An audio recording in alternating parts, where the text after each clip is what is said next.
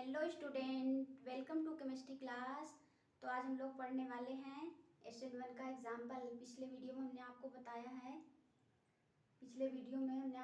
है SN1 का polar protein कैसे होते हैं, क्या SN1 सब कुछ डिटेल्स में बताए हैं। आप वो वीडियो देख सकते हैं। उसके बाद हम आज फोर्थ वीडियो लेकर आए हैं, नेचर ऑफ लिविंग ग्रुप, उसी के आगे।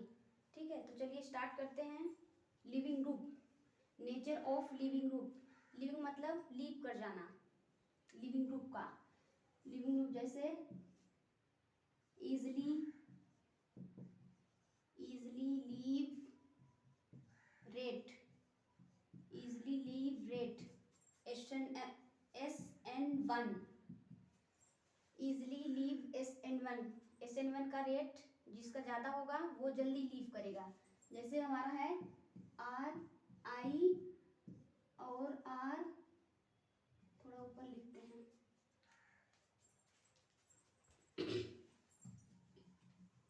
जैसे लिविंग ग्रुप हमारा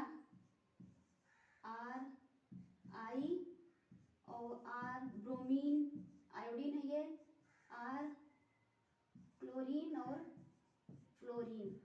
इसमें सबसे इजीली कौन लीव करेगा, यही हमारा कह रहा है न्यूक्लियोफाइल। तो सबसे इजीली कौन लीव करेगा, फ्लोरीन या क्लोरीन या ब्रोमीन या आयोडीन। सबसे इजीली हमारा आयोडीन लीव करेगा, क्योंकि इसका साइज बड़ा होता है, लगभग इतना बड़ा साइज होता है। इलेक्ट्रॉन क्या करेंगे, जल्दी बाहर जाएंगे। न्यूक्लियस तो पकड़े नहीं रहेगा। ठीक है, साइज इतना बड़ा है, घर इतना बड़ा है, इलेक्ट्रॉन जल्दी बाहर जाएंगे। साइज छोटा है, न्यूक्लियस को पकड़ के रखेंगे। इसका साइज एकदम छोटा सा है, पॉजिटिव चार्ज ये है, ये इसका साइज। यहाँ पर इलेक्ट्रॉन जल्दी से खींच लेगा इलेक्ट्रॉन को फ्लोरीन, और यहाँ पर साइज बड़ा सा, बहुत बड़ा सा साइज है, इलेक्ट्रॉन को खींच नहीं पाएगा। ठीक है, इसलिए जल्दी लीव हो जाएगा। सबसे ज़्यादा रेट किसका ज़्यादा होगा, आयोडीन का। साइज बड़ा है तो इलेक्ट्रॉन जल्दी इजीली बाहर निकल जाएंगे। ठीक है, तो सबसे ज़्यादा आयोडीन, उसके बाद ब्रोमीन, उसके बाद क्लोरीन, उसके बाद फ्लोरीन। फ्लोरीन इजीली बाहर नहीं निकले, क्योंकि न्यूक्लियस के इलेक्ट्रॉन को एकदम जगड़े, एकदम पकड़ के रखा है, ये इजीली बाहर जाएगा। ठीक है, समझ में आया। अब जैसे एग्जांपल देखिए, इसको नोट कर लीजिए। चलिए,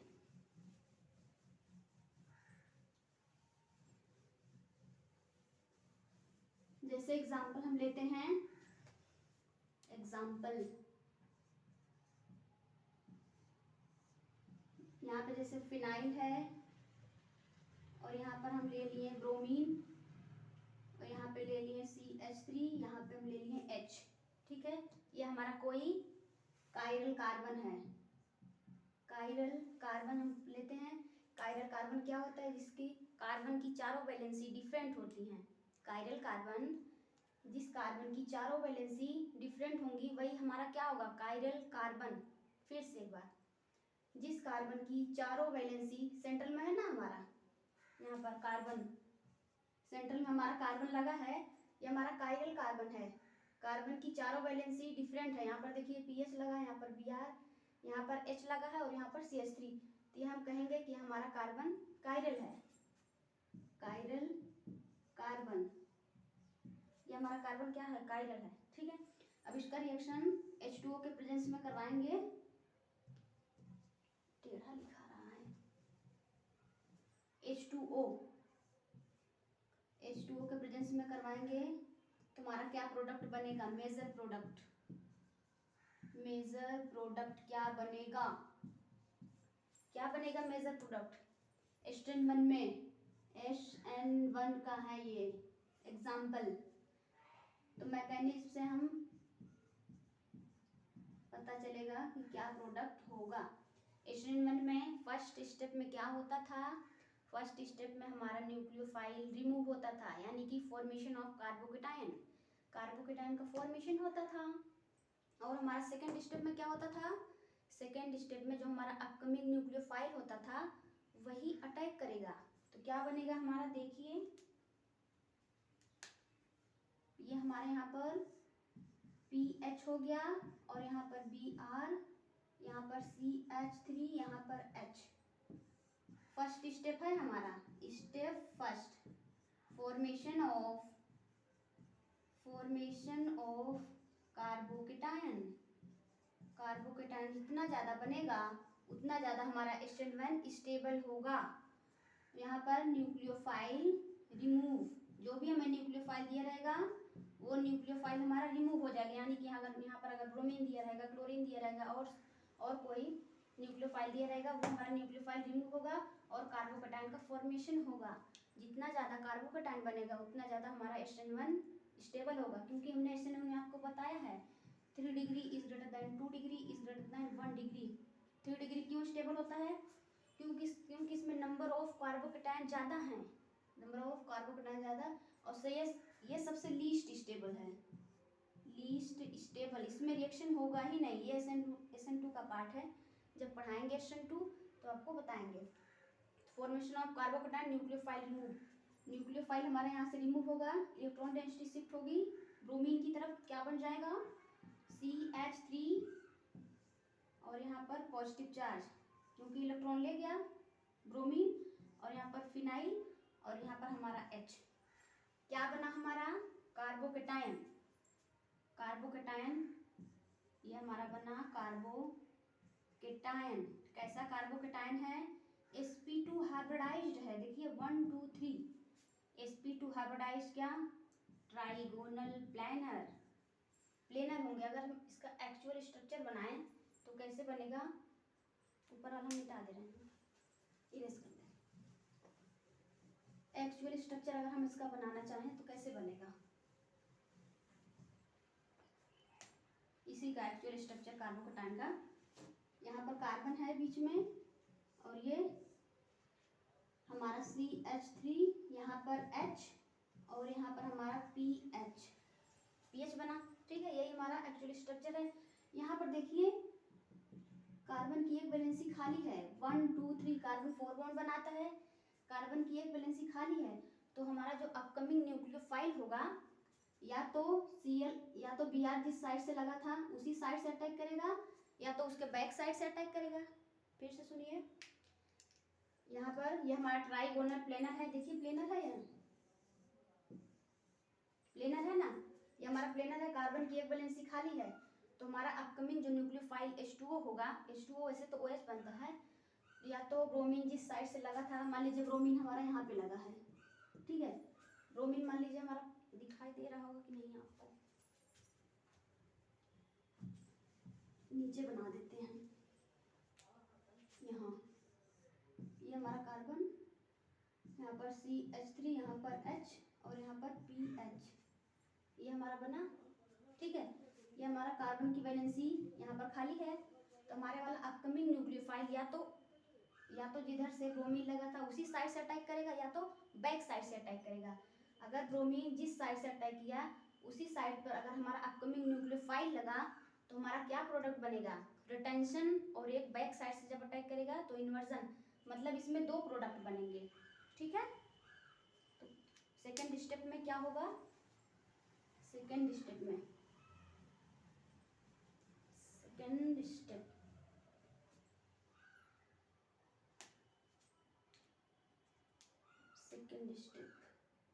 स्टेप सेकेंड, न्यूक्लियोफाइल अटैक, चाहे अटैक ऑफ न्यूक्लियोफाइल चाहे न्यूक्लियोफाइल अटैक। ठीक है, आप दोनों लिख सकते हैं। तो यहाँ पर क्या हो जाएगी, मतलब हम यहाँ पर लिख देंगे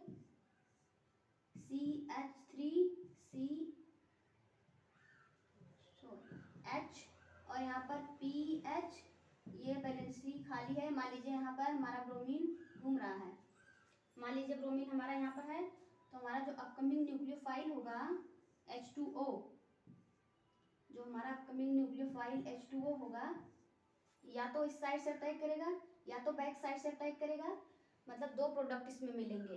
ठीक है, जैसे देखिए हमारा OH इधर से अटैक कर रहा है या बैक साइड से इधर से अटैक कर रहा है, तो हम इस तरह 3D में बना सकते हैं। यहाँ पर PH हो जाएगा और यहाँ पर CH3, यहाँ पर H और यहाँ पर हमारा OH लग जाएगा। ब्रोमीन हमारा यहीं पे लगा था, ब्रोमीन हमारा यहीं पे लगा था, उसी साइड पर अटैक किया। ब्रोमीन जिस पर लगा था, ब्रोमीन इस साइड लगा था, मतलब राइट साइड लगा था, तो उसी साइड से हमारा मतलब फ्रंट साइड से अटैक किया हमारा OH मतलब अपकमिंग न्यूक्लियोफाइल। जो अपकमिंग न्यूक्लियोफाइल हमारा अटैक किया तो हमारा क्या बना, यहाँ पर जब सामने सामने से अटैक होगा तो क्या प्रोडक्ट बनेगा, रिटेंशन, रिटेंशन। और अगर बैक साइड से अटैक करेगा, यहाँ पर PH और यहाँ पर H और यहाँ पर OH और यहाँ पर CH3, बैक साइड से अटैक किया तो क्या बना, इन्वर्जन। क्या बना, इन्वर्जन, इन्वर्जन, इन्वर्जन हमारा प्रोडक्ट बना। फ्रंट साइड से अटैक किया तो रिटेंशन, बैक साइड से अटैक किया तो हमारा इन्वर्जन बना। ठीक है, अब इसमें अगर हम देखना चाहेंगे RH नोमेनक्लेचर, रेक्टस और सिनेस्टर पढ़े होंगे आप। रेक्टस और सिनेस्टर क्या होते हैं, RH नोमेनक्लेचर उसको हम बोलते हैं। ठीक है, यहाँ पर हम आपको बता दे रहे हैं कैसे होगा। RH नोमेनक्लेचर, रेक्टस और सिनेस्टर, रेक्टस और सिनेस्टर, इसका मतलब होगा R और सिनेस्टर का S। अगर क्लॉकवाइज डायरेक्शन होगा, क्लॉकवाइज हमारा रोटेट होगा, क्लॉकवाइज, क्लॉकवाइज डायरेक्शन होगा तो हमारा क्या बनेगा, R बनेगा। और anti clockwise, anti clockwise, anti clockwise तो हमारा क्या बनेगा, S बनेगा। ठीक है, ये कैसे होगा हम इसमें पता करेंगे। जैसे यहाँ पर हम दिए थे आपको PH और यहाँ पर ब्रोमीन था और यहाँ पर हमारा CH3 था और यहाँ पर हमारा H था। इसमें हमें क्या चेक करना है, रेक्टस और सिनेस्टर यानी कि RH नोमेनक्लेचर। तो हमें इसमें पता चलेगा जिसमें नंबर ऑफ, जिसका एटॉमिक वेट सबसे ज़्यादा होगा उसको हम फर्स्ट प्रायोरिटी देंगे। RH नोमेनक्लेचर में जिसका फर्स्ट प्रायोरिटी इसमें होगा, चाहे ब्रोमीन हो, चाहे फिनाइल हो, चाहे CH3 हो, चाहे H हो, जिसका भी एटॉमिक वेट ज़्यादा होगा उसको हम फर्स्ट प्रायोरिटी देंगे। यहाँ पर इस कार्बन का हमें निकालना है RH नोमेनक्लेचर, तो ये क्या हो गया, ब्रोमीन को हम फर्स्ट प्रायोरिटी देंगे क्योंकि ब्रोमीन का ज़्यादा होता है। और यहाँ पर ब्रोमीन के बगल में देखिए कार्बन लगा है, उसके बगल में एक और कार्बन लगा और उसके ऊपर क्या लगा है, फिनाइल। ये हमारा ऐसे होगा, ये हमारा फिनाइल, यहाँ पर हम लिख दे रहे हैं बगल में PH। ये हमारा फिनाइल, ये देखिए रेजोनेंस स्टेबलाइज्ड है, ये देखिए एकदम रेजोनेंस स्टेबलाइज्ड है, तो इसको हम क्या देंगे, सेकंड प्रायोरिटी। हमारा CH3 को थर्ड और ये हमारा फोर्थ। ठीक है, इस पेन से हम लगा दे रहे हैं ताकि आपको दिखे 1 2, यहाँ पर 3 और यहाँ पर 4। अब देखिए 1 2 3 4 कैसा डायरेक्शन हो रहा है, रोटेशन कैसा हो रहा है, एंटी क्लॉकवाइज हो रहा है, तो यहाँ पर हमारा S हो जाएगा। एंटी क्लॉकवाइज रोटेशन तो हमारा S हो जाएगा। अब यहाँ पर हम चेक करेंगे इसमें किसका, इसमें इस कार्बन का हमें निकालना RH नोमेनक्लेचर।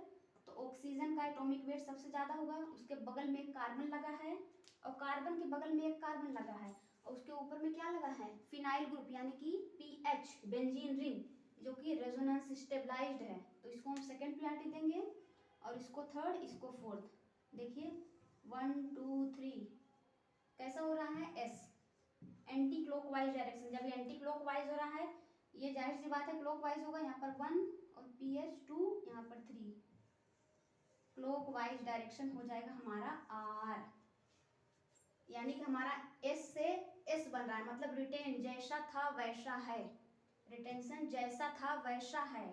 और यहाँ पर R बना यानी S का R, R का S, तो इसको हम क्या बोलेंगे, रेशमिक मिक्सचर। क्या बोलेंगे, रेशमिक मिक्सचर। अगर हमारा R का S बने, S का R बने तो हम उसको क्या बोलते हैं, एनेंशियोमर, एनेंशियो, क्या बोलेंगे, एनेंशियोमर। और उसी को बोलेंगे हम रेशमिक मिक्सचर, रेशमिक, यहाँ लिख दे रहे हैं, नहीं यही लिख दे रहे हैं, रेशमिक मिक्सचर। रेशमिक मिक्सचर हमारा प्रोडक्ट बना।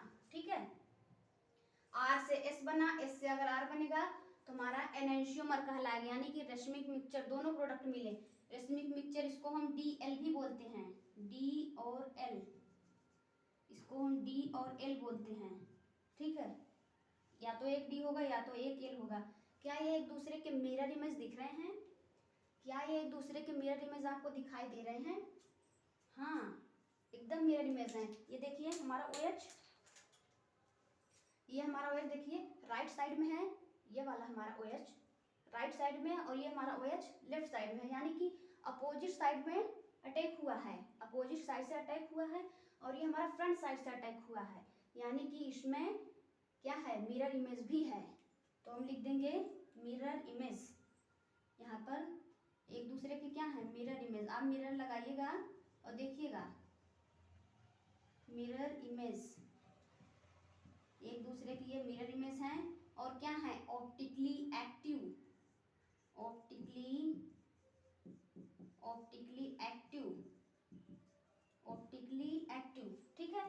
ये हमारा बैक साइड से अटैक किया तो इन्वर्जन, और फ्रंट साइड से अटैक किया तो हमारा रिटेंशन। RS बना, S का R बना, R का H बना, तो उसी को हम बोलेंगे एनेंशियोमर। एनेंशियोमर को हम रेसमिक मिक्सचर या DL भी बोलते हैं। और ये हमारा क्या होगा, एक दूसरे के मिरर इमेज होंगे। ये वाला OH देखिए राइट साइड में है, इधर देखिए, इधर हमारा राइट है OH, इधर राइट साइड में एक OH इधर। जब इधर हम बीच में मिरर लगाएंगे, ऐसे ऐसे हम बीच में मिरर इमेज लगाएंगे, तो देखिए एक दूसरे के मिरर इमेज दिख रहे हैं। ये इधर साइड है तो ये इधर साइड हो गया, हमारा CH3 इस बगल हो गया राइट साइड में, इसलिए ये मिरर इमेज इसमें है। और ये हमारा कंपाउंड रिएक्शन क्या है, ऑप्टिकली एक्टिव, ठीक है। यही हमारा हो गया रिएक्शन। दूसरा जैसे देखिए, नोट कर लीजिए इसको, चाहे तो स्क्रीनशॉट ले लीजिए। चलिए,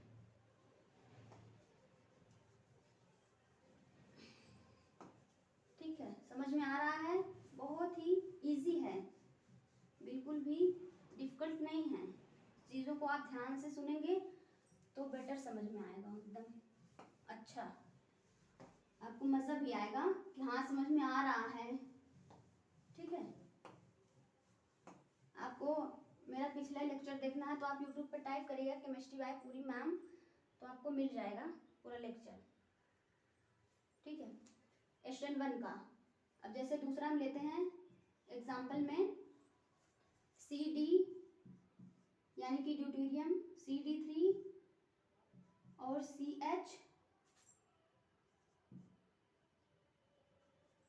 CH2 और यहाँ पर Br, यहाँ पर हम pH लगा दे रहे हैं, फिनाइल ग्रुप।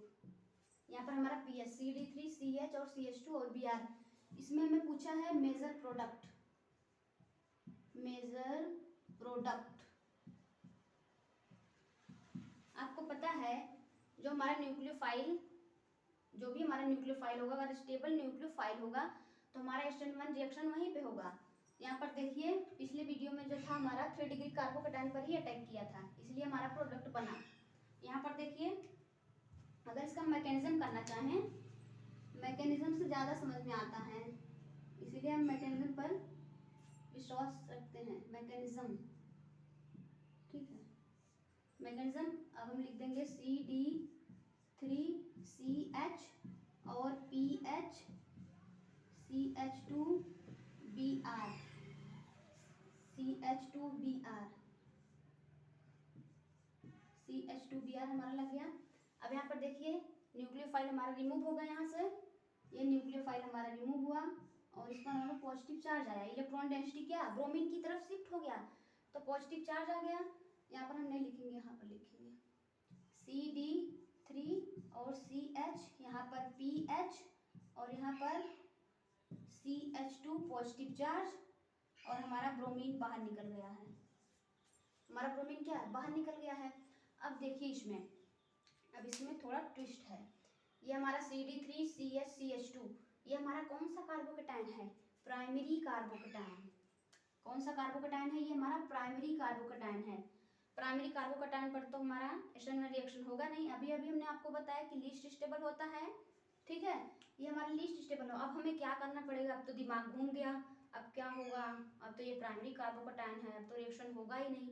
होगा, लेकिन कैसे होगा, हमें रीअरेंजमेंट रिएक्शन करवाना पड़ता है, प्राइमरी से सेकेंडरी, सेकेंडरी से टर्शरी, ठीक है। वही हमारा होता है रीअरेंजमेंट। देखिए रीअरेंजमेंट,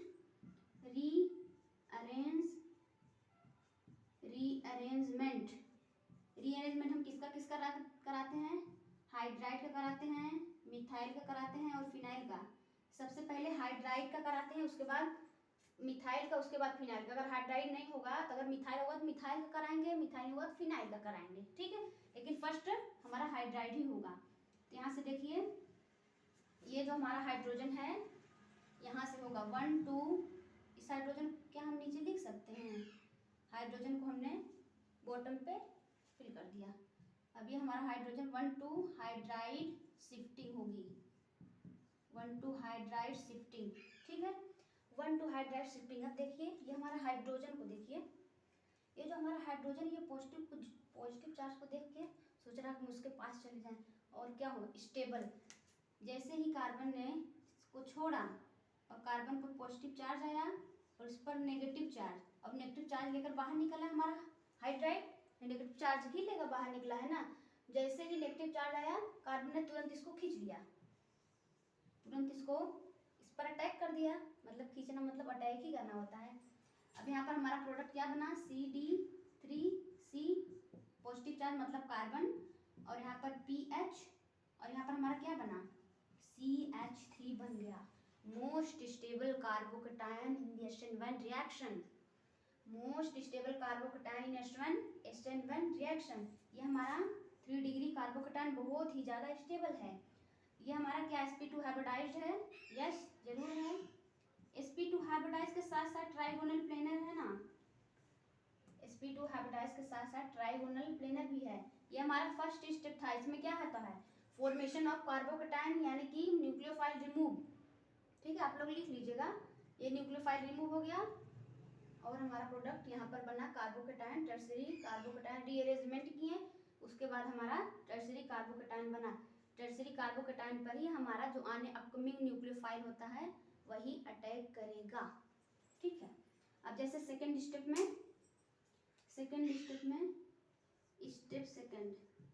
स्टेप 2 में क्या होगा, अटैक ऑफ न्यूक्लियोफाइल। कितना इजी है ना, अटैक ऑफ न्यूक्लियोफाइल। अब न्यूक्लियोफाइल का अटैक होगा, ये ट्राइगोनल प्लेनर है, ये कैसे बनेगा,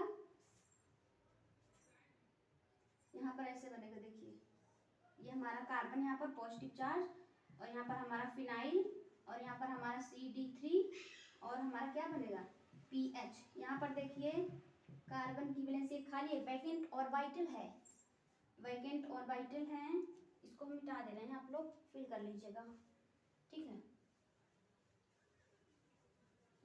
अब जैसे देखिए जो हमारा अपकमिंग न्यूक्लियोफाइल होगा या तो फ्रंट साइड से अटैक करेगा या तो बैक साइड से अटैक करेगा। ब्रोमीन जिस साइड से लगा है उस साइड से हमारा अपकमिंग न्यूक्लियोफाइल अटैक करेगा या तो बैक साइड से, रियर साइड से अटैक करेगा, ठीक है। तो हमारा कितना प्रोडक्ट बनेगा, 2 प्रोडक्ट हमारा बन जाएगा। एक हमारा रिटेंशन बनेगा, एक हमारा इन्वर्जन बनेगा।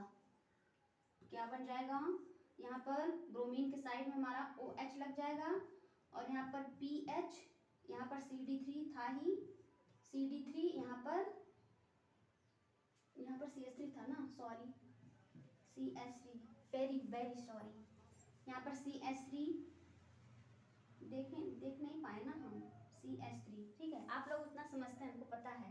CD3 PH OH और CH3 हमारा किस साइड लगा, राइट साइड लगा, राइट साइड में ही हमारा ब्रोमीन है ना, उसी के साइड यहाँ पर हमारा लग गया OH। अब हमारा नीचे बैक साइड से अटैक करेगा तो हमारा लेफ्ट साइड में OH हमारा आ जाएगा और हमारा CD3 हमारा ड्यूटेरियम किधर चला आएगा, राइट साइड में, और यहाँ पर CH3 और यहाँ पर PH, हमारे यहाँ पर PH हो जाएगा। ऐसे हम ब्रैकेट में कर दे रहे हैं ताकि आप लोगों को समझ आए। अब यहाँ पर हमारा क्या प्रोडक्ट बना, एक हमारा रिटेंशन बना, और एक हमारा इन्वर्जन। कितना अच्छा नाम है ना, रिटेंशन इन्वर्जन। रिटेंशन मतलब रिटेन करना, जैसा था वैसा है। इन्वर्जन मतलब बैक साइड से, रियर साइड से अटैक, वही हमारा इन्वर्जन हो जाए। इन्वर्जन प्रोडक्ट ज़्यादा बनता है, रिटेंशन उतना नहीं। और इसमें हमें अब क्या करना है, इसमें अब हमें नोमेनक्लेचर यानी कि RS नोमेनक्लेचर करना है। फिशर प्रोजेक्शन बनाएंगे तभी हमारा पता चलेगा RS नोमेनक्लेचर क्या है, मतलब कैसे हमें निकालेंगे आर, ठीक है। देखिए यहाँ पर हम कैसे बनाएंगे, इसको हम मिटा देते हैं, इरेज कर देते हैं, ठीक है। यहाँ पर देखिए हम फिशर स्ट्रक्चर बना रहे हैं, कैसे बनेगा? सेंट्रल में हमारा कार्बन है जो कि हमारा कायरल कार्बन है। यहाँ पर देखिए CH, यहाँ पर CH2, यहाँ पर Br लगा है, यहाँ पर PH लगा, यहाँ पर CD3 लगा है। जाहिर सी बात है ये हमारा कार्बन कायरल होगा, जिसकी चारों वैलेंसी डिफरेंट होती है कार्बन की। जब चारों वैलेंसी डिफरेंट होंगी तो हमारा जो कार्बन होगा वो कायरल होगा। यहाँ पर हमारा PH लगा है और बगल में हमारा CD3 लगा है, और H को हम बॉटम में रख देते हैं, और यहाँ पे हमारा क्या लगा है? CH2, और यहाँ पर ब्रोमीन लगा है, ठीक है। फिशर में चेंज हो गया हमारा, ये फिशर चेंज हो गया। अब हमें देखना है कि इसको फर्स्ट प्रायोरिटी देना है, ठीक है। तो फर्स्ट प्रायोरिटी देखिए, यहाँ पर कार्बन है, उसके बगल में भी कार्बन, उसके बगल में क्या है? ब्रोमीन है। इसका मतलब इसको हम फर्स्ट प्रायोरिटी देंगे, ठीक है। अब यहाँ कार्बन के ऊपर हमारा फिनाइल ग्रुप है, उसके बगल में ड्यूटेरियम है, तो फिनाइल ज़्यादा स्टेबल होगा क्योंकि रेजोनेंस स्टेबलाइज्ड है, तो ये हमारा 2 हो जाएगा, और ये हमारा 3, और ये हमारा 4 हो जाएगा।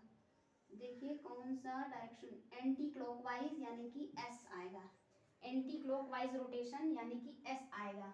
यहाँ पे देखिए जब यहाँ पे S आया तो यहाँ पे भी आना चाहिए, तभी तो रोटेशन होगा, जैसा था वैसा है। और यहाँ पे OH हमारा ऑक्सीजन, इसको हम फर्स्ट प्रायोरिटी देंगे। फिनाइल रेजोनेंस स्टेबलाइज्ड है 2, और ड्यूटेरियम को 3, और इसको 4।